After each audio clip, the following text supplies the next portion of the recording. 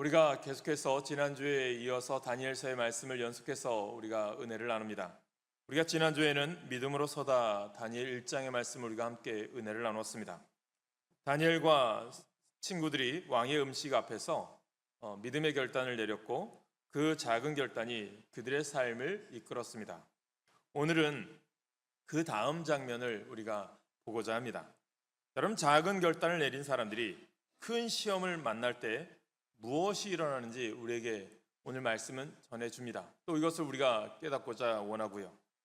여러분, 오늘 여러분들이 결심할 것이 있다면 한 가지입니다. 뭐냐면 하나님만 섬기겠습니다. 한번 따라해 볼까요? 하나님만 섬기겠습니다. 이것을 꼭 오늘 기억하시기를 바랍니다. 여러분, 다니엘과 세 친구를 향한 시험은요 계속되어집니다. 1장에서 다니엘과 그 세 친구들이 왕의 음식과 포도주로부터 자신들을 더럽히지 않기로 뜻을 정하였는데 하나님은요 그들의 헌신을 기쁘게 받으셨습니다. 여러분, 뜻을 정하였는데 하나님께서 이렇게 그들을 인도하셨죠. 하나님은 채식을 한 그들이 왕의 진미를 먹는 다른 소년들보다 더 아름답고 또 그들의 얼굴과 살을 윤택하게 하셨습니다. 그뿐 아니라 그들에게 지식과 지혜도 더해 주셨고요. 특별히 다니엘에게는 모든 환상과 꿈을 깨달을 줄 아는 그러한 능력을 부어 주셨습니다. 여러분, 이것을 통해서 우리가 2장의 말씀을 우리가 보면 2장에 보면 바벨론 왕 느부갓네살이 자기가 꾼 꿈이 있어요. 그 꿈을 해석할 사람이 없어요. 그래서 온 만방에 이야기하죠. 내 꿈을 해석할 사람, 내 꿈에 대해서 제대로 말하지 않는 사람들은 다 죽이겠다라고 하는 명령을 내릴 때 다니엘이 그 하나님께서 함께 하신 지혜와 지식으로 이 느부갓네살 왕의 꿈을 해석해 주게 됩니다. 그 해석해 준 결과 다니엘과 그 세 친구가 바벨론에서 또 귀한 그들의 삶 가운데 어떻게 보면 이방 땅에서 쓰임받는 일꾼이 되는 것을 보게 됩니다. 그 이후에 일어난 일들이 바로 오늘 3장의 말씀이죠. 어떻게 보면 하나님께서 주신 그 은혜로 뜻을 정했더니 그들에게 지혜와 지식을 주셔서 꿈을 해석해서 바벨론의 관리가 되었다. 잘 풀린 거 아니겠습니까? 그런데요, 시험은 계속됩니다. 오늘 우리들도 살아가면서 내가 믿음 생활 잘 해야지, 하나님 섬기면서 내가 예배 생활, 기도 생활, 말씀 읽으면서 하나님 뜻대로 살아야지 결심을 했지만 뜻하지 않은 어려움이나 시련은 누구에게든지 또다시 올 수가 있다는 거죠. 그렇다면 그 시험 가운데 우리는 어떻게 반응해야 되는가? 오늘 우리는 다니엘을 통해서 보는 거예요. 저는 여러분들이 믿음 생활에도요 즐겁게 했으면 좋겠고요, 기쁘게 했으면 좋겠습니다. 환경과 조건들이 우리를 힘들게 하거든요. 때로는 예상치 못한 일들이 우리 가운데 일어납니다. 그러나 중요한 것은 그것에 우리가 반응하지 말고요, 믿음으로 반응하고 하나님을 바라보는 영적인 시각이 열리시기를 간절히 축원합니다. 그럼 3장의 오늘 본문을 보니까 이번에는 세 친구들에게요 문제가 다가옵니다. 어떤 문제입니까?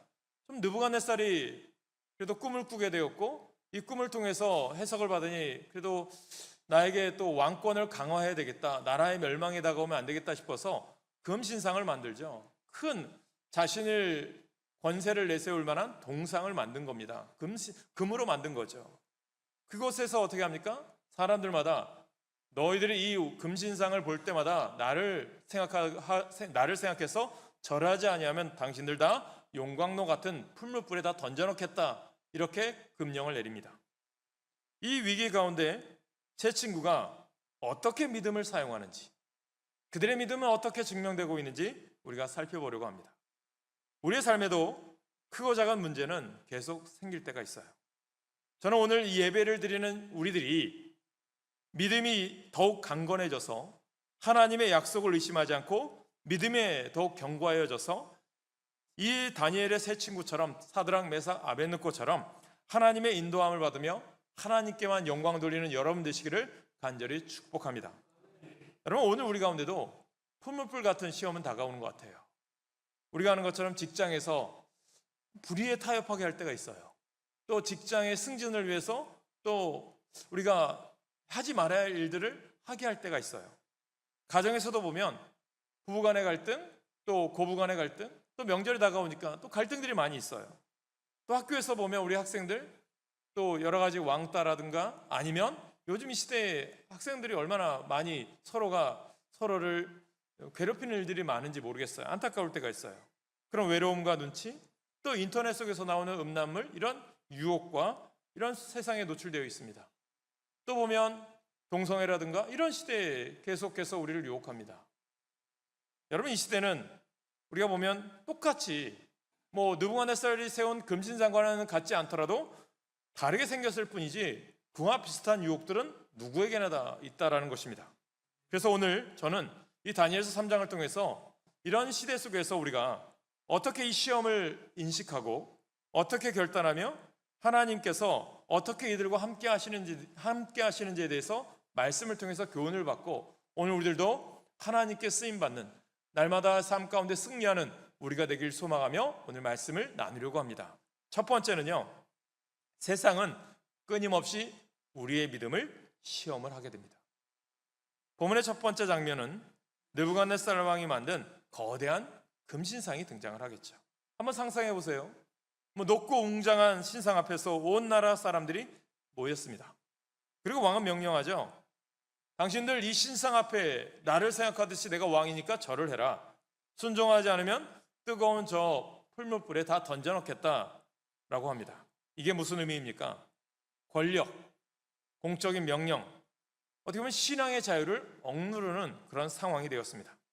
오늘날에도 오늘 우리들의 삶에서도 비슷한 장면은 얼마든지 등장하죠. 형식은 달라도 내용은 같아요.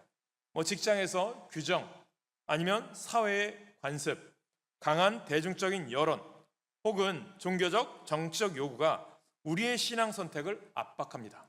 그러니까 진리가 저는 바로 서 있어야 된다고 생각해요. 목사도 마찬가지고 성도들도 마찬가지예요.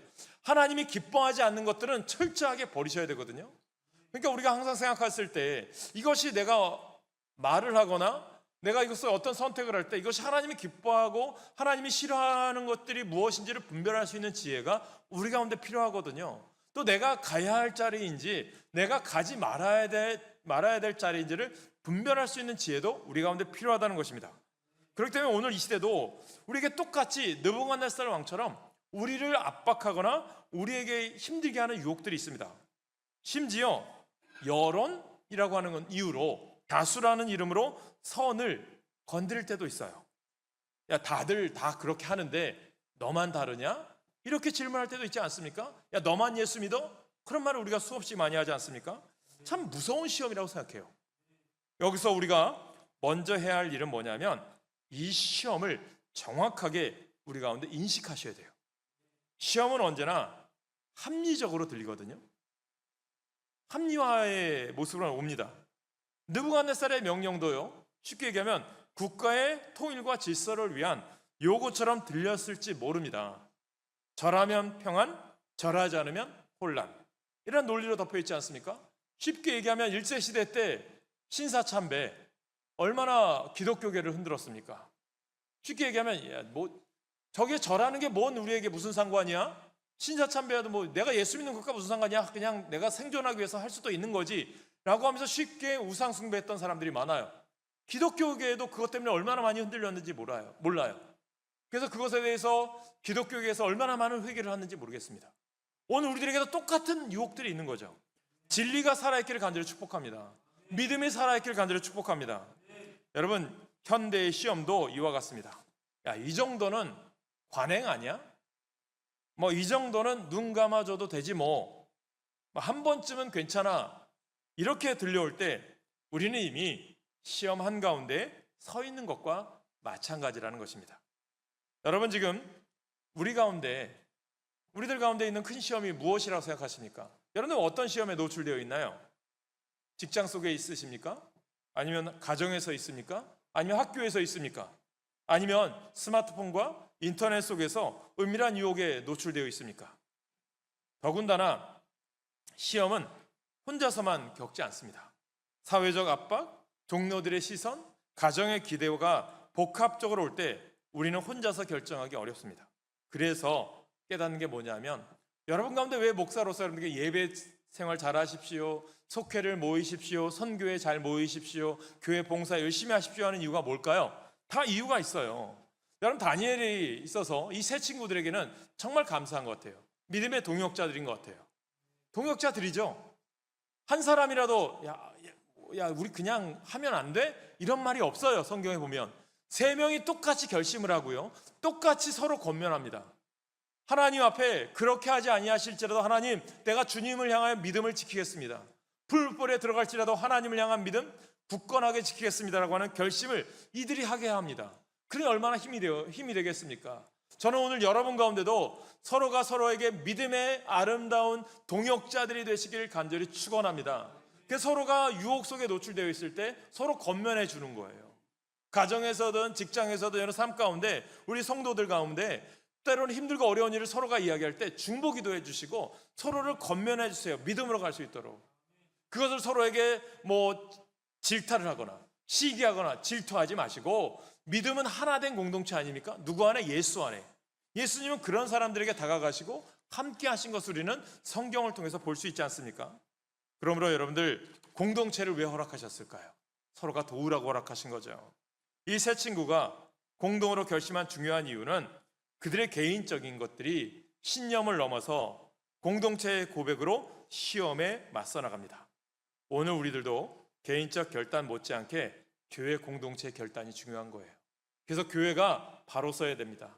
목사인 저도 마찬가지고 신앙으로 바로 서 있어야 되고요, 믿음으로 굳게 서 있어야 돼요. 세상의 흐름에 좌우돼서는 안 됩니다.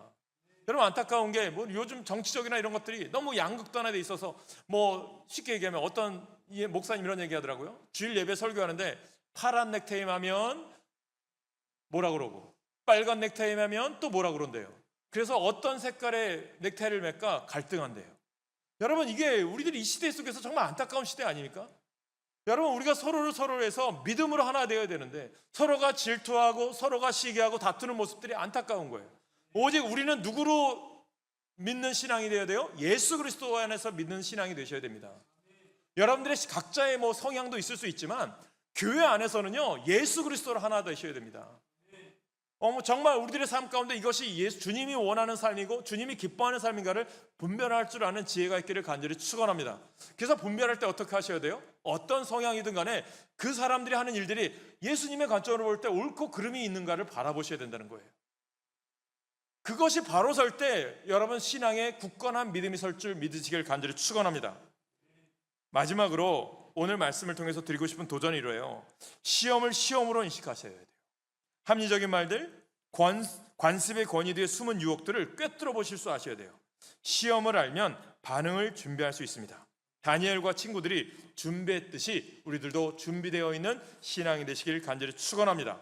그래서 여러분, 오늘 우리 삶에도 보면 새 친구처럼 목숨이 달린 것과 같은 극단적인 경우는 이 시대는 그렇게 없어요. 그러나 신앙생활을 교묘한 방법으로 방해하는 것들이 우리들의 가정, 교회, 직장, 삶의 현장에서 얼마나 많이 일어나고 있습니까?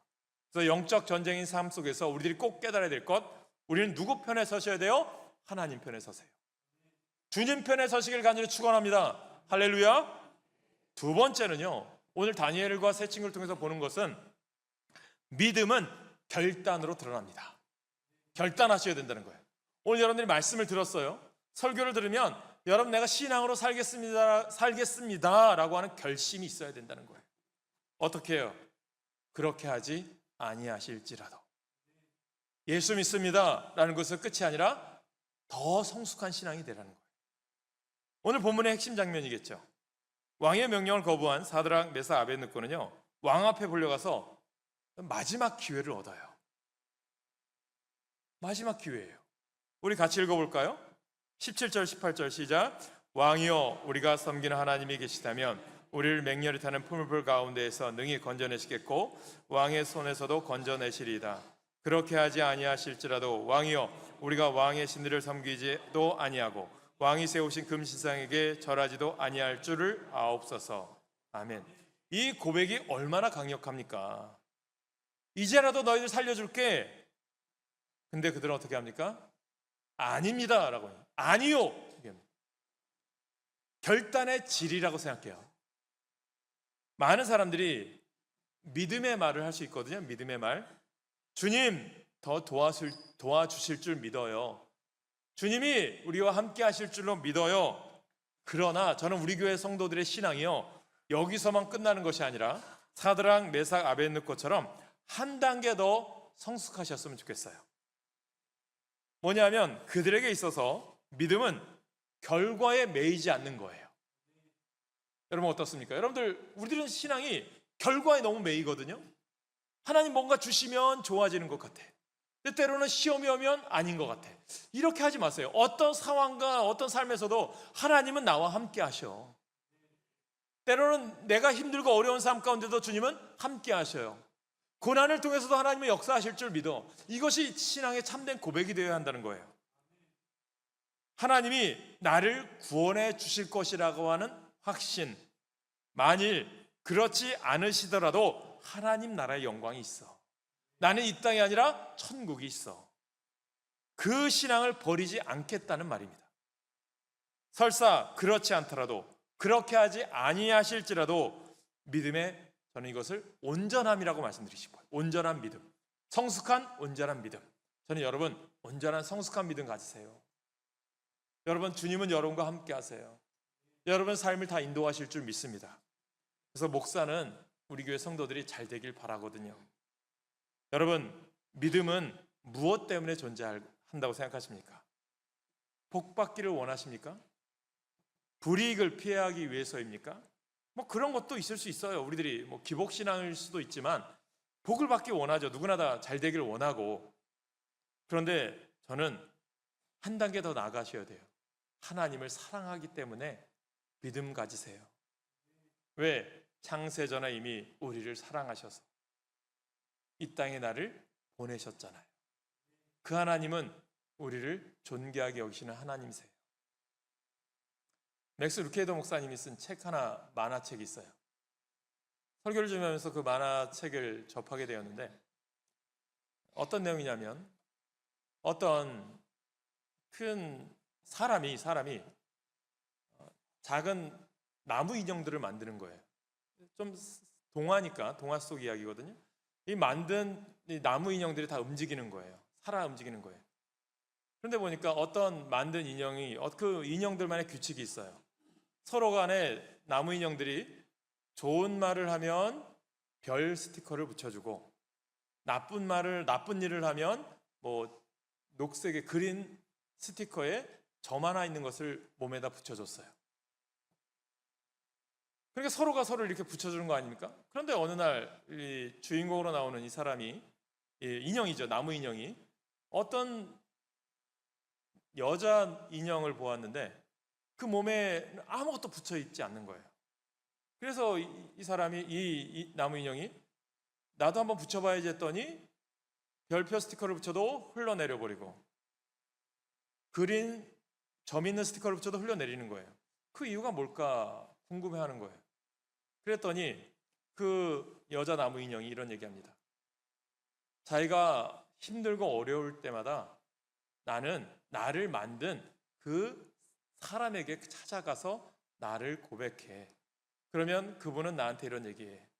너는 내가 가장 아름답게 만든 나의 작품이야. 그렇게 하면 내 마음에 평안함이 온다는 거예요. 이 말을 들은 이 주인공 나무 인형이 너무 깨달은 거예요. 또 나도 그렇게 봐야지. 나도 나를 만든 그 사람에게 찾아가야지. 그래서 이 책을 쓴 사람의 의도가 뭔지 아세요? 주님은요, 우리를 만든 만유의 조물주시잖아요. 주님은 우리에게 말하는 게 뭐예요? 너는 나의 아름다운 걸작품이야. 너는 나의 아름다운 사람이야. 인정해 준다는 거예요. 주님이 뭘 원하는 거예요? 찾아오기를 원하는 거예요. 오늘 여러분들 깨달으셔야 돼요. 내가 오늘 믿음 생활하고 신앙 생활하는 것은 하나님 그분 자체를 사랑하기 때문이어야 한다는 거예요. 결단은 감정이나 상황에 따라 흔들리지 않냐는 겁니다. 그것은 의지적인 선언이라고 저는 생각해요. 다니엘의 친구는 이미 1장에서 작은 결단을 했거든요. 그 결단이 시간이 흘러 큰 결단으로 성숙한 거예요. 그러니까 오늘 여러분들에게 드리고 싶은 말씀은, 우리가 오늘 작은 자리에서 하나님 앞에 드리는 작은 습관들이 있을 겁니다. 오늘도 하나님 앞에 정직한 삶을 살아가야지. 남들이 보지 않아도 내가 정직해야지. 내가 오늘 기도의 자리 지켜야 돼. 새벽 또 금요 기도회 또 수요 예배 자리 지켜야지. 또 하나님 앞에 내가 오늘도 말씀 묵상하면서 살아가야지. 내가 오늘 예배 하나님 앞에 늦지 않고 예배 생활 나가야지. 그런 결심들이 우리의 신앙을 단단하게 한다는 거예요. 갑자기 생깁니까? 아니에요. 결단은 준비된 심장에서 나오는 것입니다. 결단은 말로 끝나지 않아요. 행동으로 연결되어진다는 것을 명심하시기 바랍니다. 오늘 여러분들이 결단해야 될 한 가지를 꼭 생각해 보세요. 주일 예배 지키기, 인터넷 사용 규칙 정하기, 정직의 원칙 지키기 등 구체적으로 한번 정해 보시라는 거예요. 그 누구와도 그 결단을 여러분 공유하셔도 좋아요. 공동체의 책임은 결단을 지키게 하기 때문이에요. 정직한 삶, 신실한 삶, 진리를 말할 수 있는 삶, 여러분들이 결심하시길 간절히 축원합니다. 그래서 여러분들이 오늘 내가 그 믿음으로 결단하면 어떻게 하신다고요? 하나님이 여러분 가운데 역사하시고 일하실 거예요. 여러분들이 꼭 기억하시길 간절히 축복합니다. 그래서 여러분 가운데 결단할 일이 있다면 마음속으로 꼭 고백해 보세요. 주님, 저는 그렇게 하지 아니하실지라도 주님만 섬기겠습니다. 주님만 바라보겠습니다. 이 믿음이 여러분 가운데 고백되어지기를 간절히 축원합니다. 세 번째는요, 하나님은 시험 속에서도 어떻게 하시는 분? 함께 하시는 분이에요. 오늘도 여러분과 함께 하시는 주님을 바라보시길 간절히 축원합니다. 믿음은 기적을 낳는 거거든요. 마지막으로 가장 위로가 되는 사실이죠. 왕은 이 세 친구를 풀무불 속에 던져 넣어요. 그런데 불 속에 왕이 보니까 네 번째 사람이 보이는 거예요.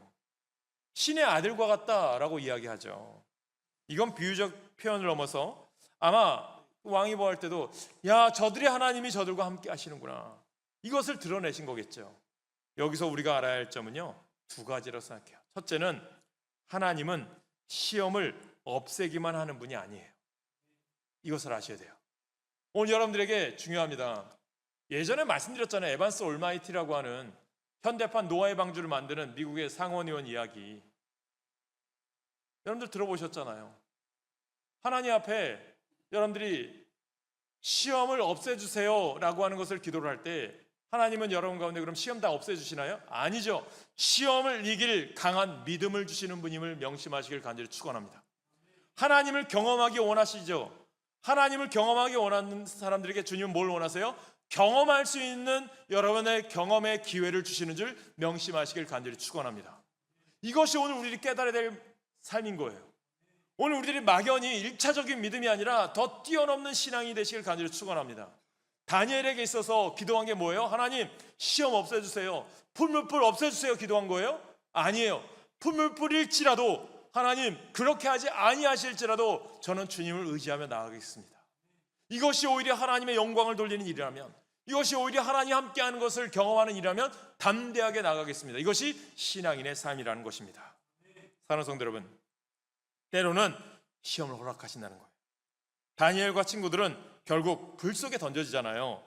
하나님은 모든 역경을 즉시 제거하셨다면 그들의 믿음은 검증받지 못했을 것입니다. 하나님은 때로 우리를 시험 속으로 허락하시지만 그 시험 속에서 우리와 함께 하셔서요, 믿음을 증명해내는 거예요. 저는 여러분들의 믿음이 증명되어지길 간절히 축복합니다. 그 믿음으로 사셔야 돼요. 그래야 이 땅이, 나라가, 세상이 바뀌는 거예요. 둘째는 하나님의 임재는 우리의 외형적인 안전보다 더 큰 가치가 있어요. 제 친구의 몸은 상하지 않아요. 하나님은 불 가운데서도 그들을 지켜주셨어요. 그 사건을 통해서 이방 왕들도 그분을 인정하게 만듭니다. 즉 하나님은 우리의 믿음의 충성과 그로 인한 증거를 통해 자신의 이름을 온 세계에 드러내시는 거죠. 여러분, 우리들이 오늘 예배 자리에 나왔지만 불속 같은 상황에 놓여 있으십니까? 말 못할 질병과 악한 세상 유혹 시험들, 직장 속에서 어려움, 또 억울한 오해, 경제적인 위기, 그 불 가운데서도 오늘 우리가 깨닫는 게 뭐예요? 하나님이 함께 하신다고 하는 진리입니다. 그래서 여러분 가운데 예배의 자리 지키라는 이유가 거기에 있는 거예요. 사람을 보며 믿음 생활하는 것 아니고, 누구를 보며 신앙생활하는 게 아니고 하나님 보며 신앙생활 하시길 간절히 축복합니다. 그 자리가 이 자리가 되길 간절히 축복합니다. 사랑하는 여러분, 하나님은 우리의 상황을 보시며 함께 걸어가시는 분이시거든요. 오늘 우리의 신앙을 담대하게 드러내시길 축복합니다. 오늘 우리는 지난주에 이어서 3장을 보았습니다. 다니엘의 1장의 작은 결단과 이어진 다니엘 3장의 큰 시험을 함께 보았습니다. 핵심은 3가지예요. 세상은 우리의 믿음을 시험한다. 시험을 인식하고 분별해야 한다. 믿음은 결단으로 드러난다. 그렇게 하지 아니하실지라도 라고 하는 결단을 하십시오. 하나님은 시험 속에서도 함께 하십니다. 불 속에서도 하나님은 우리와 동행하십니다. 본문은 우리들에게 어떤 믿음의 교훈을 주고 있나요?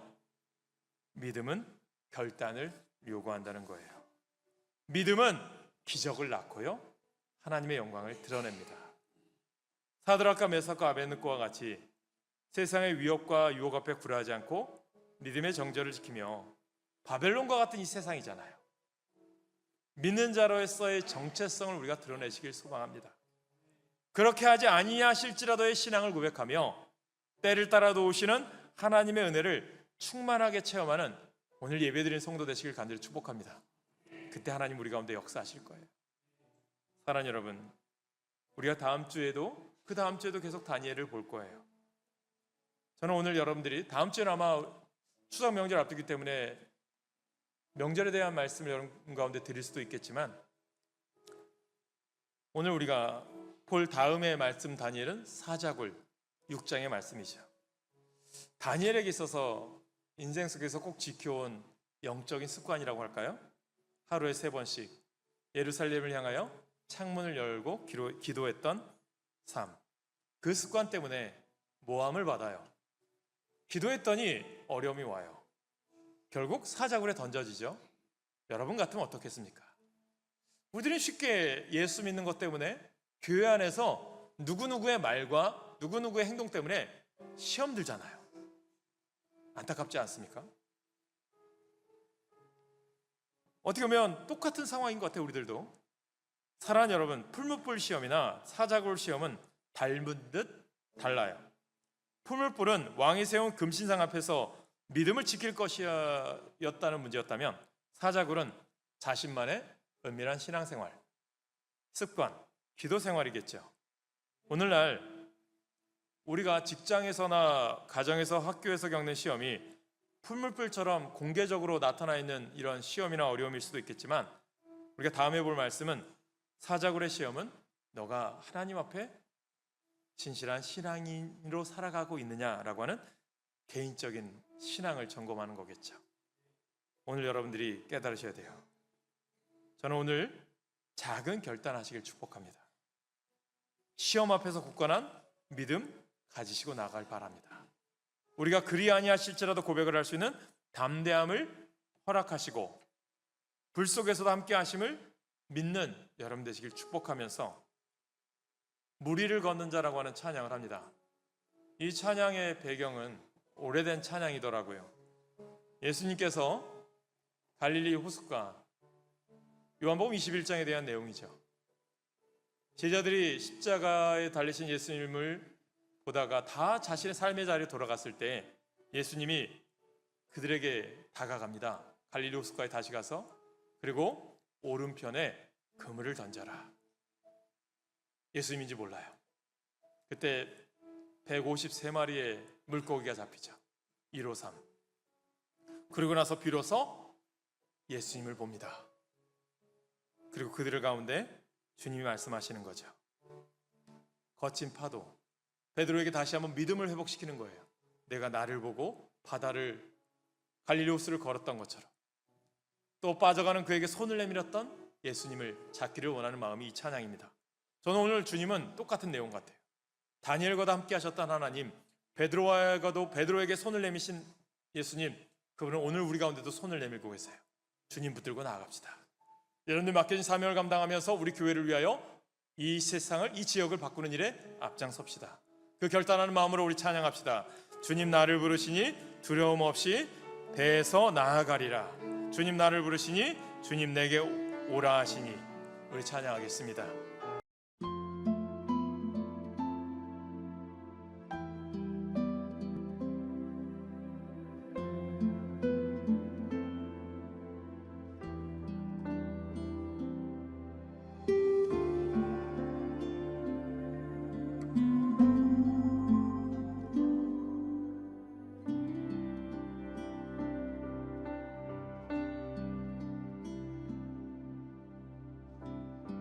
주님 나를 부르시니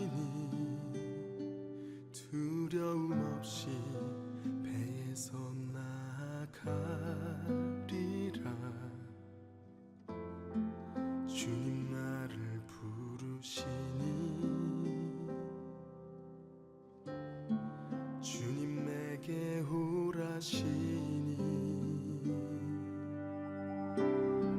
주님 보고 계시기에 의심치 않고 바다를 걸어가리라. 주님 보고 계시기에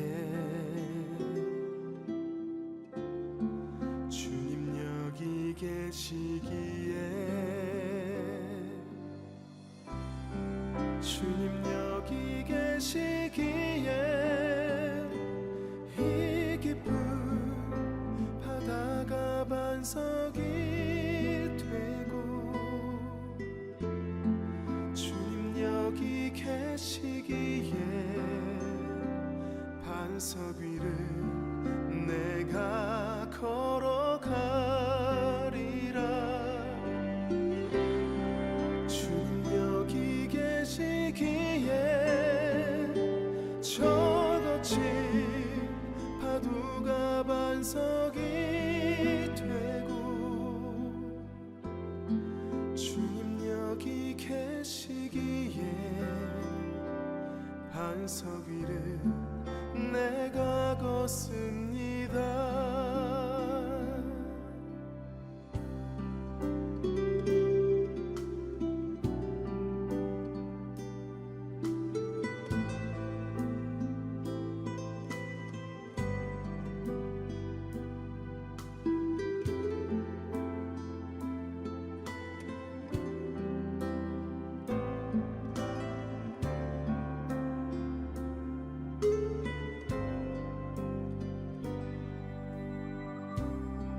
주님 나를 부르시니 두려움 없이 배에서 나아가리라.